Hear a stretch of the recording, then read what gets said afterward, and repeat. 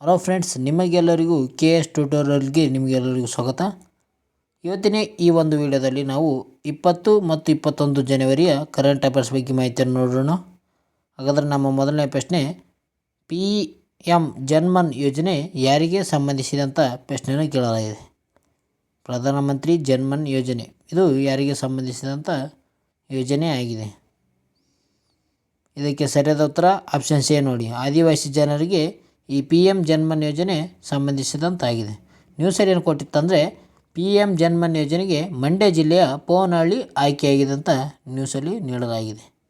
ಇದರ ಬಗ್ಗೆ ನೋಡೋದಾದರೆ, ಬುಡಕಟ್ಟು ಸಮುದಾಯದ ಜನರನ್ನು ಮುಖ್ಯವಾಹಿನಿಗೆ ತಂದು ಅವರನ್ನು ಆರ್ಥಿಕ ಮತ್ತು ಸಾಮಾಜಿಕ ಸಬಲೀಕರಣ ಮಾಡುವ ನಿಟ್ಟಿನಲ್ಲಿ ಕೇಂದ್ರ ಸರ್ಕಾರ ಜಾರಿಗೆ ತಂದಿರುವ ಆದಿವಾಸಿ ಜಾತಿ ನ್ಯಾಯ ಅಭಿಯಾನ್ ಪಿ ಎಂ ಜನ್ಮನ್ ಯೋಜನೆ ಅಂತ ಹೇಳ್ತೀವಿ. ಈ ಕಾರ್ಯಕ್ರಮಕ್ಕೆ ಮಂಡ್ಯ ಜಿಲ್ಲೆಯ ಕೆ ಆರ್ ಪೇಟೆ ತಾಲೂಕಿನ ಪೋವನಹಳ್ಳಿ ಗ್ರಾಮವು ಆಯ್ಕೆಯಾಗಿದೆ. ಏನಪ್ಪ ಅಂತಂದರೆ, ಈ ಆದಿವಾಸಿ ಜಾತಿ ನ್ಯಾಯ ಅಭಿಯಾನಕ್ಕೆ ಈ ಮಂಡ್ಯ ಜಿಲ್ಲೆಯ ಪೋವನಹಳ್ಳಿ ಗ್ರಾಮ ಏನಾಗಿದೆ ಅಂದರೆ ಆಯ್ಕೆ ಆಗಿದೆ.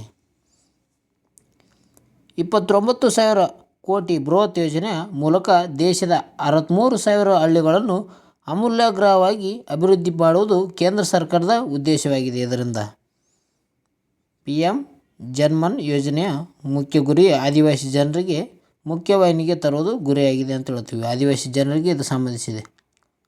ಆದರೆ ಪಿ ಎಂ ಜನ್ಮನ್ ಯೋಜನೆ ಬಗ್ಗೆ ನೋಡೋಣ. ಅಂದರೆ ಪ್ರಧಾನಮಂತ್ರಿ ಜನ್ಮನ್ ಯೋಜನೆ, ಈ ಯೋಜನೆ 2023 ನವೆಂಬರ್ನಲ್ಲಿ ಪ್ರಾರಂಭಗೊಂಡಿದೆ. ಯಾವಾಗ 2023 ಇದನ್ನು ಪ್ರಾರಂಭ ಮಾಡಲಾಗಿದೆ. ಇದು ಪ್ರಮುಖವಾಗಿ ಆದಿವಾಸಿ ಸಮುದಾಯಗಳ ಸಾಮಾಜಿಕ ಮತ್ತು ಆರ್ಥಿಕ ಸುಧಾರಣೆಗೆ ನಿಖರ ಪ್ಲಾನ್ಗಳೊಂದಿಗೆ ರೂಪಿಸಲಾಗಿದೆ. ಅಂದರೆ ಆದಿವಾಸಿ ಜನರಿಗೆ ಸಂಬಂಧಿಸಿದಂಥ ಪ್ಲಾನ್ ಹಾಕೋಕ್ಕೆ ಈ ಯೋಜನೆ ಸಂಬಂಧಿಸಿದಂತಾಗಿದೆ. ಇದರ ಉದ್ದೇಶ ಯಾವುದಾಗಿದೆ ಅಂದರೆ, ಶಿಕ್ಷಣ ಆಗಿರ್ಬೋದು, ಆರೋಗ್ಯ, ಆರ್ಥಿಕ ಅಭಿವೃದ್ಧಿ ಮತ್ತು ಸಾಂಸ್ಕೃತಿಕ ರಕ್ಷಣೆ. ಇದರ ಉದ್ದೇಶವಾಗಿದೆ ಆದಿವಾಸಿ ಜನರಲ್ಲಿ ಈ ರೀತಿಯಾಗಿ ನೋಡಿಕೊಳ್ಳೋದಾಗಿದೆ. ಅದೇ ರೀತಿಯಾಗಿ ಇದರಲ್ಲಿ ವಿಕಾಸ ಮಿಷನ್ ಸಮಿತಿಗಳು ಕೂಡ ಇದರಲ್ಲಿ ಕಂಡುಬರ್ತವೆ. ಅದರಲ್ಲಿ ಅಂದರೆ ಪಿ ಎಂ ಜನ್ಮನ್ ಯೋಜನೆಯ ಸಲುವಾಗಿ ಈ ವಿಕಾಸ್ ಮಿಷನ್ ಸಮಿತಿಗಳು ಮಾಡ್ತಾರೆ. ಇದು ಪ್ರತಿ ಆದಿವಾಸಿ ಪ್ರದೇಶದಲ್ಲಿ ಅಭಿವೃದ್ಧಿಯ ಮೇಲ್ವಿಚಾರಣೆ ಮಾಡಲು ಸಮಿತಿಗಳನ್ನು ರಚಿಸಲಾಗುತ್ತದೆ. ಇಲ್ಲಿ ಆದಿವಾಸಿ ಜನರಿದ್ದ ಕಡೆ ಏನು ಮಾಡ್ತಾರೆ ಅಂದರೆ, ಅವ್ರಿಗೆ ಮೇಲ್ವಿಚಾರಣೆ ಮಾಡೋ ಸಲುವಾಗಿ ಈ ಸಮಿತಿಗಳನ್ನು ರಚನೆ ಮಾಡಿಗೆಸಿಂದ ಆದಿವಾಸಿ ಜನರಿಗೆ ಮುಖ್ಯ ಅಮೂಲ್ಯ ಏನು ಬೇಕಾಗಿದೆ ಅವಕ್ಕೆ ವಸ್ತುಗಳನ್ನು ನೀಡುವುದಾಗಿ ಹೇಳುತ್ತಾರೆ.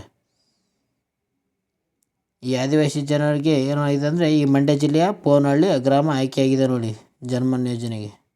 ಇದು ಭಾಳ ಇಂಪಾರ್ಟೆಂಟ್. ಹಾಗಾದರೆ ರೀತಿಯಾಗಿ ಮುಂದಿನ ಪ್ರಶ್ನೆ ನೋಡೋಣ. ಇತ್ತೀಚೆಗೆ ಖೋ ಕ್ರೀಡೆ ಯಾವ ದೇಶದಲ್ಲಿ ನಡೆಯುತ್ತೆ ಅಂತ ಪ್ರಶ್ನೆ ಕೇಳಲಾಗಿದೆ. ಇದಕ್ಕೆ ಸರಿಯಾದ ಉತ್ತರ ಆಪ್ಷನ್ ಸಿ ಭಾರತ ನೋಡಿ.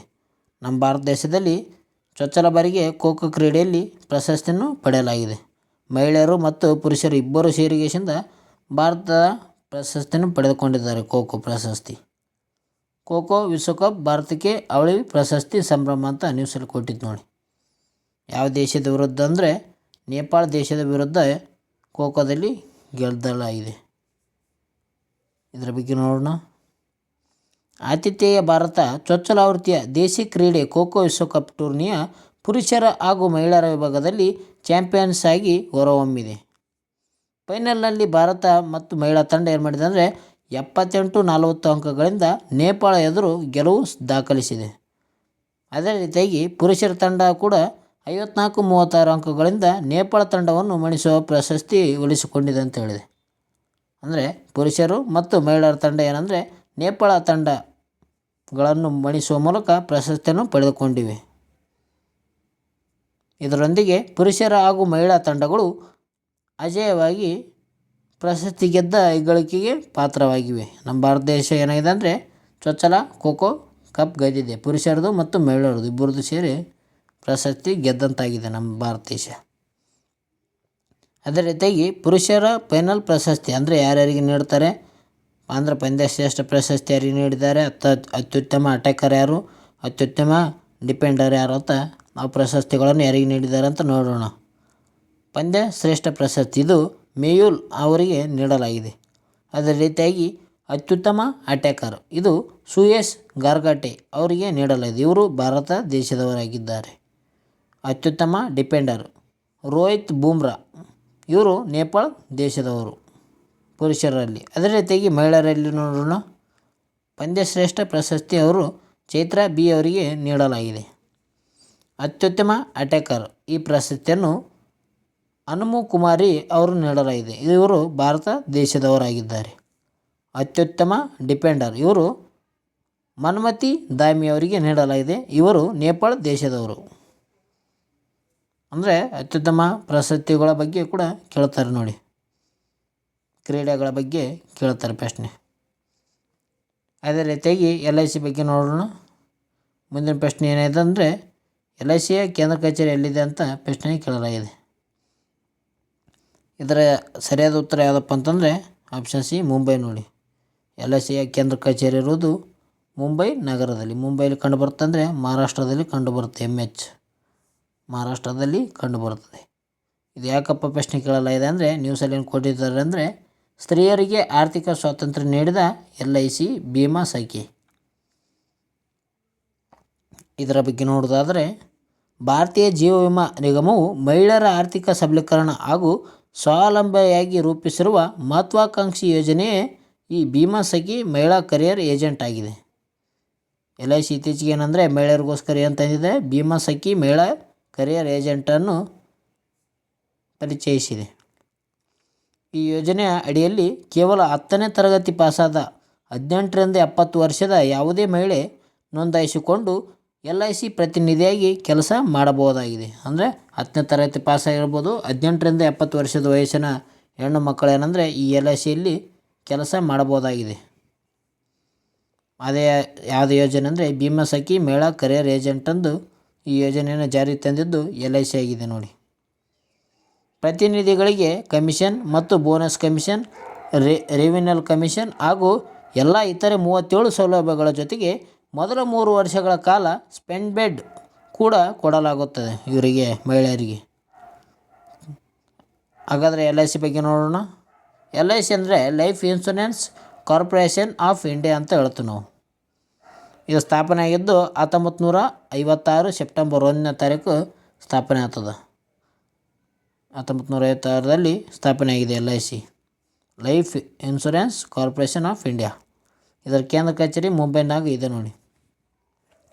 ಈಗ ಇದರ ಅಧ್ಯಕ್ಷರು ಯಾರಿದ್ದಾರೆ ಅಂದರೆ ಪ್ರಸ್ತುತ LIC ಅಧ್ಯಕ್ಷರು ಸಿದ್ಧಾರ್ಥ್ ಮೊಹಂತಿ ಅವರು ಅಧ್ಯಕ್ಷರಿದ್ದಾರೆ. ಇದರ ನಿರ್ದೇಶಕರು ಯಾರಿದ್ದಾರೆ ಅಂದರೆ ಆರ್ ದೊರೆಸ್ವಾಮಿ, ಎಂ ಜಗನ್ನಾಥ್, ತಬಲೇಶ್ ಪಾಂಡೆ ಅವರು ನಿರ್ದೇಶಕರಾಗಿದ್ದಾರೆ. ಇದರ ಬಗ್ಗೆ ಸಂಪೂರ್ಣ ಮಾಹಿತಿ ಪಡೆದುಕೊಂಡಿದ್ದಾರೆ. ನಮ್ಮ ಚಾನಲ್ಗೆ ಬೇಗನೆ ಸಬ್ಸ್ಕ್ರೈಬ್ ಆಗಿ, ಅದೇ ರೀತಿಯಾಗಿ ಪಕ್ಕದಲ್ಲಿರೋ ಬೆಲ್ಲಕ್ಕನ್ನು ಪ್ರೆಸ್ ಮಾಡೋ ಮೂಲಕ ನಾವು ಅಪ್ಲೋಡ್ ಮಾಡುವ ವಿಡಿಯೋನು, ಅದೇ ರೀತಿಯಾಗಿ ನೋಟಿಫಿಕೇಷನ್ ಮುಖಾಂತರ ನಾವು ಅಪ್ಲೋಡ್ ಮಾಡೋ ವಿಡಿಯೋನು ಬೇಗ ನೋಟಿಫಿಕೇಷನ್ ಮುಖಾಂತರ ನೋಡಿಕೊಳ್ಳಿ. ಈ ವಿಡಿಯೋ ನಿಮಗೇನಾದರೂ ಇಷ್ಟ ಆದರೆ ಲೈಕ್ ಕೊಡಿ ಜಲ್ದಿ. PDA ಸ್ಥಾಪನೆಯಾದ ವರ್ಷ ಯಾವುದಂತ ಪ್ರಶ್ನೆ ಕೇಳಲಾಗಿದೆ ನೋಡಿ. ವಿಶ್ವಕಪ್ PDA ನೀಡಲಾಗುತ್ತದೆ. ಇದು ಸ್ಥಾಪನೆ ಆದದ್ದು ಸರಿಯಾದ ಉತ್ತರ ಆಪ್ಷನ್ ಸಿ ನೋಡಿ. 1956ರಲ್ಲಿ PDA ಸ್ಥಾಪನೆಯಾದ ವರ್ಷವಾಗಿದೆ. PDA ಇದಕ್ಕೆ ಯಾವುದಕ್ಕೆ ಸಂಬಂಧಿಸಿದೆ, ಯಾವ ಆಟಕ್ಕೆ ಸಂಬಂಧಿಸಿದೆ ಅಂದರೆ ಚೆಸ್ ನೋಡಿ. ಚೆಸ್ ಆಟಕ್ಕೆ ಈ PDA ಸಂಬಂಧಿಸಿದೆ. ನ್ಯೂಸಲ್ಲಿ ಏನು ಕೊಟ್ಟಿತ್ತಂದರೆ PDA ವಿಶ್ವಕಪ್ 2025ಕ್ಕೆ ಭಾರತ ಆತಿಥ್ಯ ವಹಿಸಲಿದೆ ಅಂತ ನ್ಯೂಸಲ್ಲಿ ನೀಡಲಾಗಿದೆ. ಅಂದರೆ ನಮ್ಮ ಭಾರತ ದೇಶ 2025 ಅಂದರೆ ಇದೇ ವರ್ಷ ಏನಂದರೆ ಈ PDA ಗೇಮನ್ನು, ಚೆಸ್ ಆಟವನ್ನು ಆಡಿಸಲಿದೆ. ಇದರ ಬಗ್ಗೆ ನೋಡೋದಾದರೆ ಭಾರತವು 2025ರ PDA ವಿಶ್ವಕಪ್ ಆತಿಥ್ಯಕ್ಕೆ ಸಜ್ಜಾಗಿದೆ. ಈ ಮೂಲಕ 2022ರ ನಂತರ ದೇಶದಲ್ಲಿ ಮೊದಲ ಪ್ರಮುಖ ಅಂತಾರಾಷ್ಟ್ರೀಯ ಚೆಸ್ ಪಂದ್ಯಾವಳಿ ನಡೆಸಲು ವೇದಿಕೆ ಸಜ್ಜಾಗಿದೆ ಅಂತ ಹೇಳ್ತೀವಿ ನಾವು. ಅದಕ್ಕೆ ಚೆಸ್ ಆಟ ಆಡೋಕ್ಕೆ ನಮ್ಮ ಭಾರತ ದೇಶ ಸಜ್ಜಾಗಿದೆ. ಈಗ 2022ರಲ್ಲಿ ಚೆನ್ನೈ ಚೆಸ್ ಒಲಿಂಪಿಯಾಡ್ ಆಯೋಜಿಸಲಾಗಿತ್ತು. ಯಾವಾಗ 2022ದಾಗ ಚೆನ್ನೈ ಚೆಸ್ ಒಲಿಂಪಿಯಾಡ್ ನಡೆಸಲಾಗಿತ್ತು, ಇಲ್ಲಿ ತಮಿಳುನಾಡಿನಲ್ಲಿ. 2023ರ ಆವೃತ್ತಿಯ PDA ವಿಶ್ವಕಪ್ನಲ್ಲಿ ಭಾರತದ ಆರ್ ಪ್ರಜ್ಞಾನಂದ್ ಅವರು ಫೈನಲ್ನಲ್ಲಿ ಮ್ಯಾಗ್ನಸ್ ಕಾರ್ಲ್ಸನ್ ಅವರಿಗೆ ಸೋಲುತ್ತಿದ್ದರು. ಅಂದರೆ ಪ್ರಜ್ಞಾನಂದ್ ಆನಂದ್ ಅವರು 2023ರಲ್ಲಿ ಮ್ಯಾಗ್ನಸ್ ಕಾರ್ಲ್ಸನ್ಗೆ ಅವರು ಸೋತು ಹೋದರು. ಅವ್ರ ಜೊತೆ ಅವರು 2ನೇ ಸ್ಥಾನ ಪಡೆದು ಬೆಳ್ಳಿ ಪದಕವನ್ನು ಜಯಿಸಿಗೆಸಿಂದ ಇತಿಹಾಸವನ್ನು ನಿರ್ಮಾಣ ಮಾಡಿದರು. ಯಾರು? ಆರ್ ಪ್ರಜ್ಞಾನಂದ್ ಅವರು. ಅದೇ ರೀತಿಯಾಗಿ ವಿಶ್ವನಾಥನ್ ಆನಂದ್ ಅವರು ಇವರು 2000 ಹಾಗೂ 2002ರಲ್ಲಿ ಸತತ 2 ವಿಶ್ವಕಪ್ ಟ್ರೋಫಿಗಳನ್ನು ಗೆದ್ದಿರುವ ಭಾರತದ ಏಕೈಕ ಚೆಸ್ ತಾರೆಯಾಗಿದ್ದಾರೆ. ವಿಶ್ವನಾಥನ್ ಆನಂದ್ ಯಾರಂತ ಪ್ರಶ್ನೆ ಕೇಳಲಾಯ್ತು ನೋಡಿ. ಇವರು ಚೆಸ್ ಆಟಗಾರರಾಗಿದ್ದಾರೆ. ಇವರು 2002ರಲ್ಲಿ ಸತತ 2 ವಿಶ್ವಕಪ್ ಟ್ರೋಫಿಗಳನ್ನು ಗೆದ್ದ ಭಾರತದ ಏಕೈಕ ಚೆಸ್ ಆಟಗಾರರಾಗಿದ್ದಾರೆ ನೋಡಿ. ಇದು ಇಂಪಾರ್ಟೆಂಟ್ ಆಗ್ತದೆ. ಈ ಪೀಡೆ ಬಗ್ಗೆ ಮಾಹಿತಿ ನೋಡೋಣ. ಇದು ಪೀಡೆ ಚೆಸ್ ಒಲಿಂಪಿಯಾಡ್ ಸ್ಥಾಪನೆ ಆಗಿದೆ ಯಾವಾಗ ಅಂದರೆ 1924 ಜುಲೈ 24 ತಾರೀಕು ಇದು ಸ್ಥಾಪನೆ ಆಗಿದೆ. ಇದರ ಕೇಂದ್ರ ಕಚೇರಿ ಎಲ್ಲಿದೆ ಅಂದರೆ ಲೌಸನ್ಯದಲ್ಲಿದೆ ನೋಡಿ. ಇದು ಎಲ್ಲಿದೆ ಅಂದರೆ ಸ್ವಿಟ್ಜರ್ಲ್ಯಾಂಡ್ ದೇಶದಲ್ಲಿದೆ ಲೌಸನ್ಯ. ಇದರ ಫೀಡೆದ ಅಧ್ಯಕ್ಷರು ಪ್ರಸ್ತುತ ಅರ್ಕಾಂಡಿ ಡೋಕೋರ್ಡಿಚ್ ಅವರು ಇದರ ಪ್ರಸ್ತುತ ಅಧ್ಯಕ್ಷರಿದ್ದಾರೆ ಫೀಡೆದು.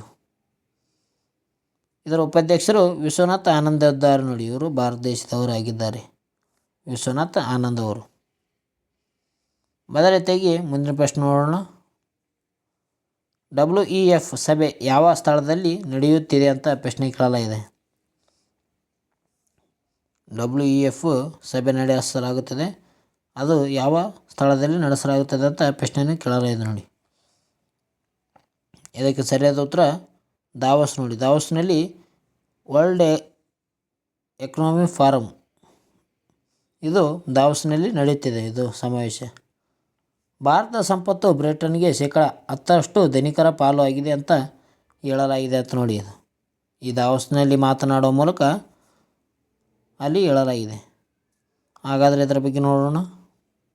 ಬ್ರಿಟನ್ ವಸಾಹತುಶಾಹಿ 1765ರಿಂದ 1900ರವರೆಗೂ ನಡುವಿನ ಒಂದು ಶತಮಾನದ ಹೆಚ್ಚಿನ ಅವಧಿಯಲ್ಲಿ $64.82 ಟ್ರಿಲಿಯನ್ ಸಂಪತ್ತನ್ನು ಭಾರತದಿಂದ ದೋಚಿದ್ದು, ಅದರಲ್ಲಿ ಸುಮಾರು ಅರ್ಧಕ್ಕಿಂತ ಹೆಚ್ಚು ಅಂದರೆ $33.8 ಟ್ರಿಲಿಯನ್ ಹಣವು ಬ್ರಿಟನ್ನಿನ 10% ಶ್ರೀಮಂತರ ಪಾಲಾಗಿತ್ತು ಎಂದು ಮಾನವ ಹಕ್ಕುಗಳ ಸಂಸ್ಥೆಯಾಗಿರುವ ಆಕ್ಸ್ಫರ್ಮ್ ಇಂಟರ್ನ್ಯಾಷನಲ್ ತನ್ನ ಇತ್ತೀಚಿನ ವರದಿಯಲ್ಲಿ ಬಹಿರಂಗಪಡಿಸಿದೆ. ಏನು ಮಾಡಿದೆ ಅಂದರೆ ಈ ಆಕ್ಸ್ಫರ್ಮ್ ಇಂಟರ್ನ್ಯಾಷನಲ್ ಇತ್ತೀಚೆಗೆ ಭಾರತದಿಂದ ಆಗಿನ ಕಾಲದಾಗ ಹಣವನ್ನು ಬ್ರಿಟಿಷ್ ದೇಶ ಕೊಳ್ಳೆ ಹೊಡಿತು. ಎಷ್ಟಪ್ಪ ಅಂತಂದರೆ $64.82 ಟ್ರಿಲಿಯನ್ ಸಂಪತ್ತನ್ನು ಏನು ಮಾಡಿತು ಅಂದರೆ ಬ್ರಿಟಿಷ್ ದೇಶ ಕೊಳ್ಳೆ ಹೊಡಿತು. ಅದರಲ್ಲಿ ಅರ್ಧ ಭಾಗ 33.8 ಟ್ರಿಲಿಯನ್ ಇದೆಯಲ್ಲ, ಆ 33.8 ಟ್ರಿಲಿಯನ್ನಲ್ಲಿ 10% ಈಗ ಶ್ರೀಮಂತರ ಪಾಲಾಗಿದೆ ಅಂತ ಹೇಳಲಾಗಿದೆ. ಅಂದರೆ ಇಂಗ್ಲೆಂಡ್ನಲ್ಲಿ ಅಷ್ಟು ಹಣ ಇದೆ, ಶ್ರೀಮಂತರದು 10% ಪಾಲಿದೆ ಅಂತ ಹೇಳಿದಾಗಿದೆ ಇಂಡಿಯಾದ್ದು. ದಾವೋಸ್ನಲ್ಲಿ ನಡೆಯುತ್ತಿರುವ ವಿಶ್ವ ಆರ್ಥಿಕ ವೇದಿಕೆ WEF ಸಮಾವೇಶದಲ್ಲಿ ಆಕ್ಸ್ಫಾರ್ಮ್ ಬಿಡುಗಡೆ ಮಾಡಿದ್ದು, ಅದರಲ್ಲಿ ಈ ವಿವರಗಳು ಇವೆ ಅಂತ ಹೇಳಲಾಗಿದೆ ನೋಡಿ. ಈ ವಿವರಗಳು ಇದರಲ್ಲಿ ಪತ್ತೆಯಾಗಿವೆ. 10% ಅಲ್ಲಿ ಇಂಗ್ಲೆಂಡ್ನಲ್ಲಿ ಶ್ರೀಮಂತರೇ ಹಣವನ್ನು ಹೊಂದಿದ್ದಾರೆ. ಹಾಗಾದರೆ ಈ ವರ್ಲ್ಡ್ ಹೆಲ್ತ್ ಫಾರಮ್ ಬಗ್ಗೆ ನೋಡೋಣ.